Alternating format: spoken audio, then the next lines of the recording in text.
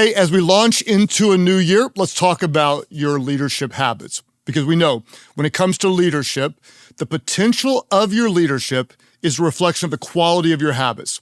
So to maximize your leadership impact, you don't want to just develop the right habits, you also need to eliminate the wrong habits. So in this episode, we're talking about the 6 habits great leaders avoid. When it comes to your leadership habits, remember, the potential of your leadership is a reflection of the quality of your habits. In other words, if you want to have a bigger impact, develop better habits.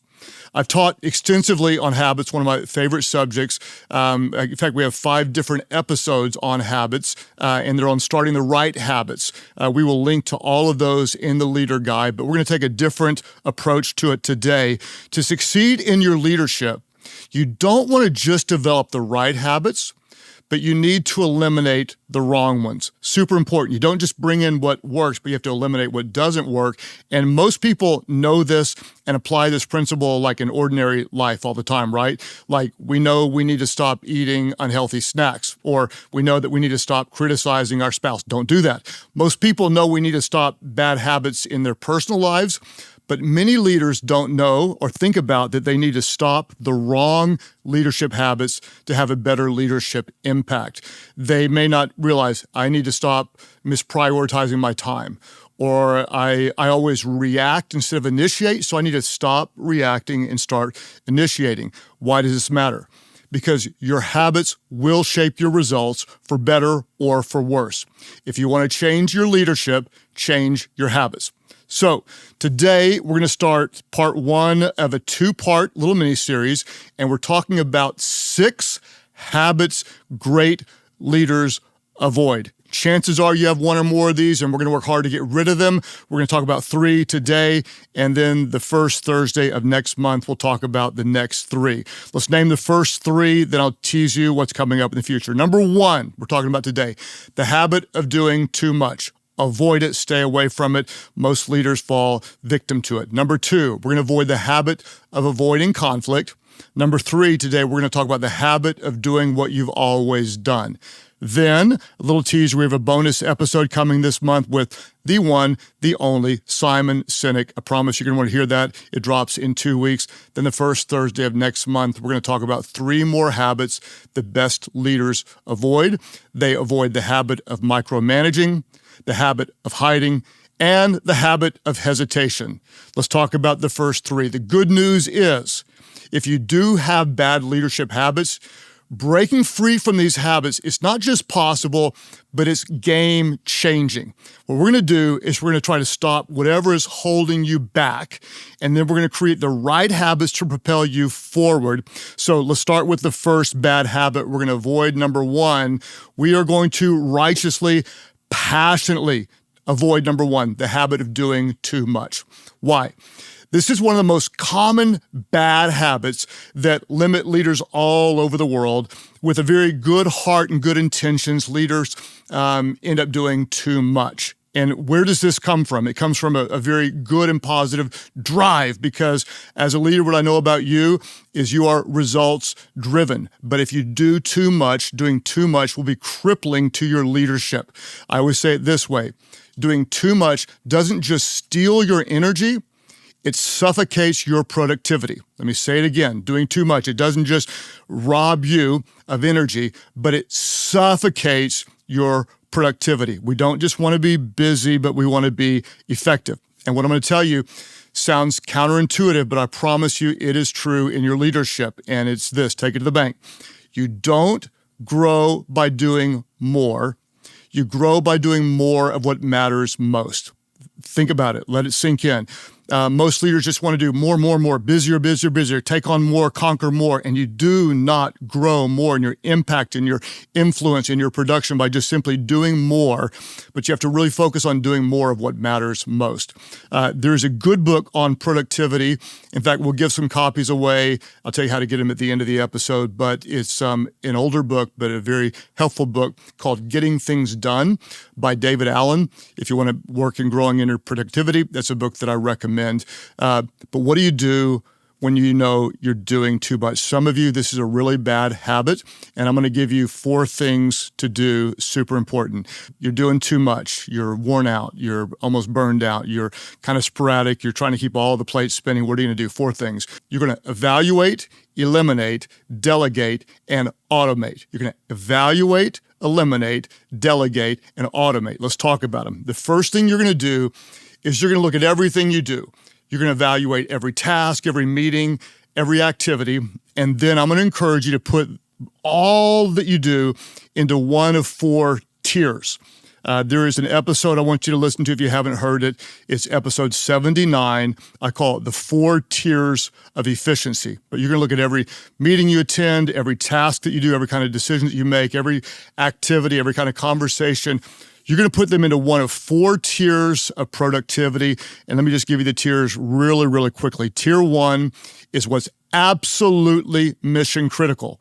There are very, very, very few things that are tier 1 in your leadership, and you need to know exactly what they are. Tier 2 is what I call very important and strategic. It's not mission critical, but it's still pretty important, and it is strategic. Tier 3 is meaningful, but not vital. And every leader has tons of stuff that is meaningful, you enjoy, it kind of moves the needle a little bit, but it is not vital, and it can rob you from tier 1 production. Tier 4 is externally initiated and a lower priority. Let me repeat them. Tier 1 is mission critical. Tier 2 is important and strategic. Tier 3 is meaningful, but not vital. Tier 4 is externally initiated. In other words, someone else is saying, hey, could you do this for me? Could you come here? Could you run this meeting? Whatever it is, it's externally initiated and it's a lower priority. What you're going to do is you're going to evaluate and then eliminate as many tasks as possible from the lower tiers. You don't change the world living in tier 3 or tier 4. And so you're going to eliminate as many different things you can that are in the lower tiers. Why? Because growing impact starts with subtraction, not addition. You're not trying to do more. You want to do more of what matters. And the only way you can do more of what matters is if you do less of what doesn't matter. And forgive me if that sounds insultingly simple. It is simple, but it's so powerful.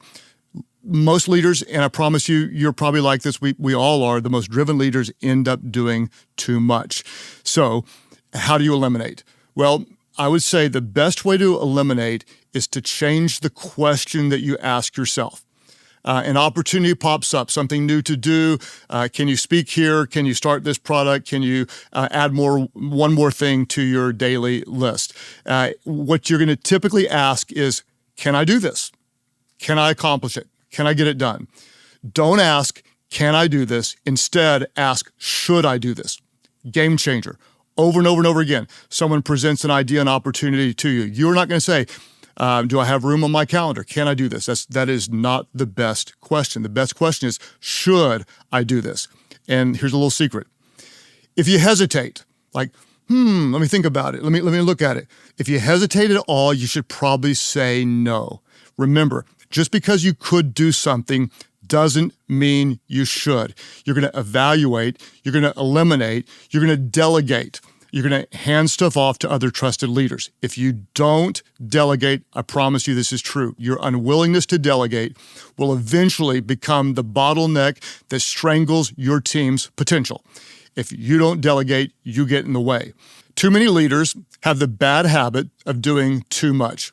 What are you going to do? You're going to evaluate, eliminate, delegate, and automate. You're going to look at anything that you can streamline or automate. We do it over and over and over again in so many different areas here. For example, as a pastor of a church with a podcast, you might ask, do I read all the emails that come in and do I reply to all of them? And the answer is I used to.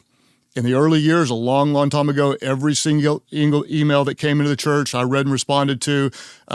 Same with the podcast in the early years, but I do not do that now. Instead, I have a team of people that care a lot about you, and they have a system of how to reply to different subjects and questions and needs. So there are literally dozens of categories with starting points of an automated reply that has a personal touch Why? Because we care and we want to be efficient and we want to make sure every email that's appropriate gets a response.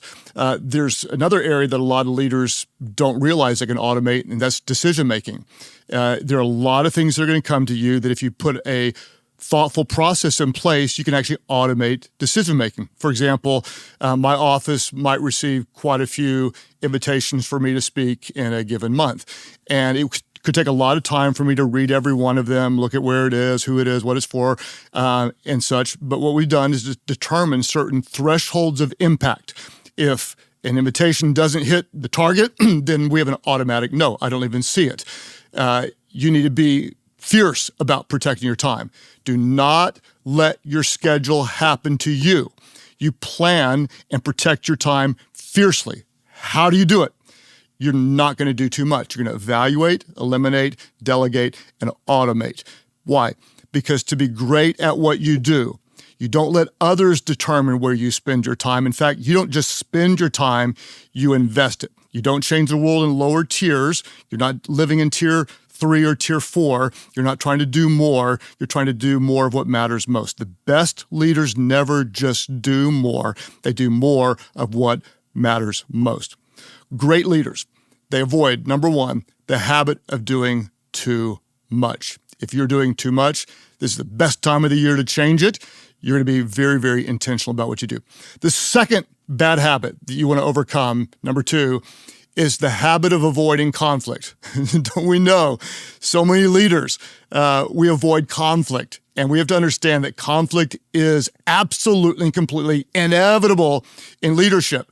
And yet, many of us, and I've done this too, we fall into the bad habit of avoiding conflict. It might be because we're afraid of it. We don't want to hurt people's feelings. We're not comfortable with tension. We desire that everybody's happy. And we have to remember that avoiding conflict may feel easy in the moment, but it's always more difficult in the long run. Why? Because unresolved problems rarely fix themselves. If you got conflict with someone or your team's fighting and you just hope it gets better, unresolved problems rarely fix themselves. Why? If problems were easy to solve without leaders, then leaders wouldn't be necessary. So, how do we learn to handle conflict well as a leader? This is way, way, way too important and too complex of a subject for me to handle in a 5-minute teaching. So I will recommend a good resource. One of the best books I've read on the subject is called Crucial Conversations. We will link to that book in the Leader Guide as well. That's a great book to help you learn how to have really more difficult conversations. But I am going to give you a real short teaching just to kind of give you a few ideas to get you started. How do you become better at conflict? Well, number 1, change your mindset about conflict. Most people try to avoid it, but you might want to think of conflict like in a marriage. If you are married, you've probably figured out by now that conflict is inevitable in a marriage. And the reality is that all couples are going to fight, right? But the best couples, healthy couples, they fight clean, they fight fair.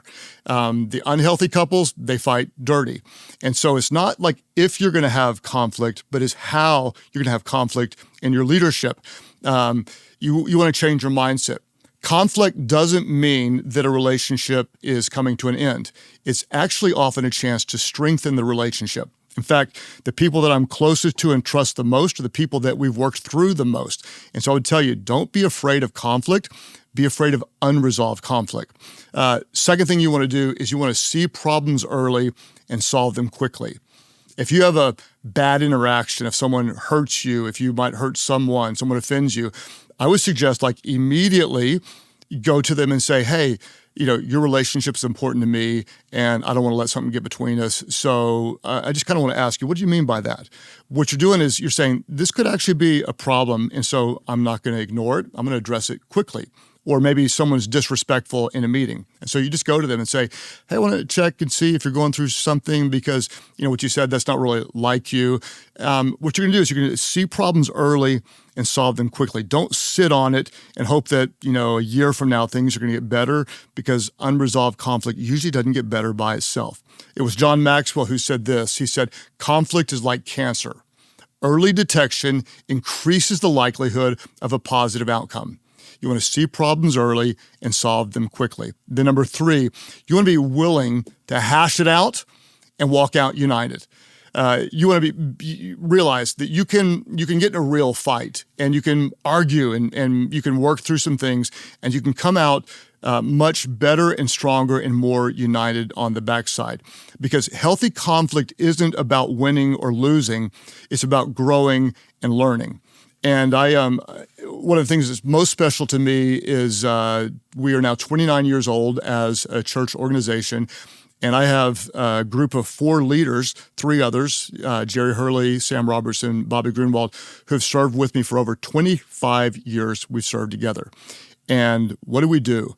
We work through conflict together. That's what we do. I mean, basically our full-time job is we solve problems together. And there's always challenges, and there's often tension. There's fast-moving parts and tons of relationships. And so anytime something small happens, we just say, hey, we're going to give each other the benefit of the doubt, and we're not going to let a small offense become a big wedge. One of the greatest things you can do to have a strong organization is keep tenured, trusted leaders together. And in order to do that, you have to be able to handle conflict well. As leaders, we're going to avoid the bad habit of doing too much. We're not going to avoid conflict. And then the third thing we're going to talk about is this. We're going to avoid the habit of doing what you've always done. This is a very common problem, and a lot of leaders do the same thing over and over and over again. This quote is attributed to Henry Ford. Some people debate whether he said it or not, but I'll attribute it to Henry Ford. He says, if you do what you've always done, you'll get what you've always got. I like that. That quote's powerful, but I would suggest is not always true. And I'll give you a couple of exceptions. Exception number 1 is this. Sometimes, if you do what you've always done, you'll get less than what you've always got. If you do what you've always done, sometimes you don't get the same result. Why? Because the world changes, and what worked last year might not work this year. Markets evolve, and technology advances, and team dynamics shift. And so sometimes what used to work doesn't work as well as it used to. And leaders, sometimes we're slow to notice, we don't tell the truth, or we even double down on an old idea and try to do a bad idea better. I've said this before. The greatest threat to future success is often past success. Just because it worked in the past doesn't mean it's going to continue to bring the same results. So we're going to be careful to watch for the law of diminishing returns. What is that? Sometimes what you did gets you less than it used to get you. Ford's quote is also not true on the other end, and I would say here's another exception, and that would be this. If you do what you've always done, sometimes you'll get more than you've always got. Sometimes you do the same thing you used to do, and all of a sudden it seems to work better. It's a little bit like investing money. If you are consistent investing a little bit of money over time, guess what happens? Money starts to compound. And so you put the same in little by little by little, but over time, boom, the results are exponential. So what are you going to do? Well, you may do the right thing. You're focusing on leadership development. And in the early days, you're working on it. You're trying to develop leaders, and you're not seeing very big results. And then you just keep focusing the same energy. And on year 5, all of a sudden, you're still trying to develop leaders, and you get explosive results. Things have changed. You're seeing compounding faithfulness.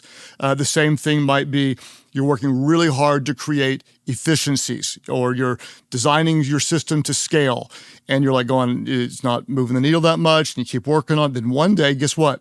You hit a tipping point, and suddenly you're wildly profitable, or you see exponential growth.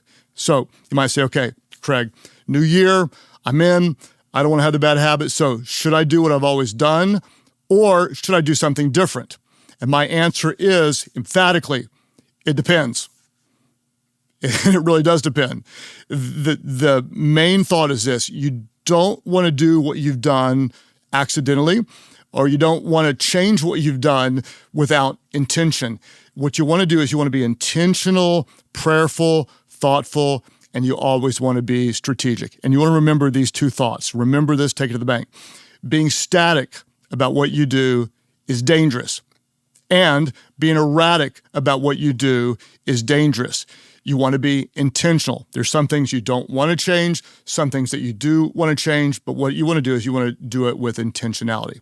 I'll give you some questions that can be very helpful for you to determine, do we keep doing this? And we'll put these in the leader guide as well. Here's a few questions. Ask yourself this: is this task, habit, or strategy still aligned with our current goals? Really important question. And tell the truth. Number 2, are we committed to this strategy because it's effective or just because it's comfortable? Number 3, where are we seeing diminishing returns and what should we do about it? Important question. Number 4, if someone replaced me in my role, what's the first thing they'd change? Think about it. Do not listen to that little section on 1.5 speed. I forbid you to. Slow it down. Ask those questions. Be honest about your answer and be ready to change. Because eventually, if you're not changing, you're not growing. Now is the perfect time to change. New year, eliminating the old bad habits, replacing them with the good habits, and it's super, super important because you will never, ever change what you're willing to tolerate. And you won't change what you won't confront. So whatever it is, wherever it is, if you recognize, I actually do have a bad habit, a bad mindset. I'm doing too much. I'm too controlling. I'm involved in things that don't really matter. We're going to call it what it is. We're going to be honest, and we're going to make some changes. Now, let me wrap it up with this. If you haven't rated or reviewed the content and you wouldn't mind doing that, it would mean the world to me. If you share on social media, I want to tell you thank you for inviting others to be a part of our community. If you don't have the leader guide, go to Life.Church/leadership podcast. Get the guide. Don't forget, 2 weeks from now, we have a bonus episode with Simon Sinek. Powerful, powerful, incredibly helpful. Next month, we're going to talk about 3 more habits, bad habits that the best leaders avoid. We're going to talk about the habit of micromanaging, the habit of hiding, and the habit of hesitation. If you'd like the possibility of winning a copy of the book, Getting Things Done, I want to give away 5 copies. Go to YouTube and type in the comment section, I want to get things done. Just type in there, I want to get things done. And then we'll do a drawing for 5 of those copies, and hopefully you'll be the one to win. As we're starting a new year, let's just be real, person to person, leader to leader. We all have bad leadership habits. The people around us know it. We often don't. And what I want you to do is just have the courage to look in the mirror and be honest about what you see that's holding you back. And I've talked all this time just kind of straight leadership. I want to shift gears just for a moment. And if you've listened for a while, you know that I'm also a pastor.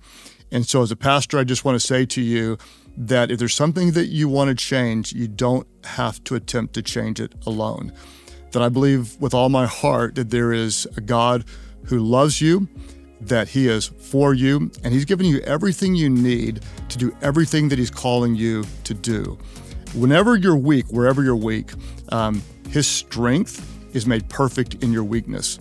And so if you find yourself struggling, you don't have to do it alone.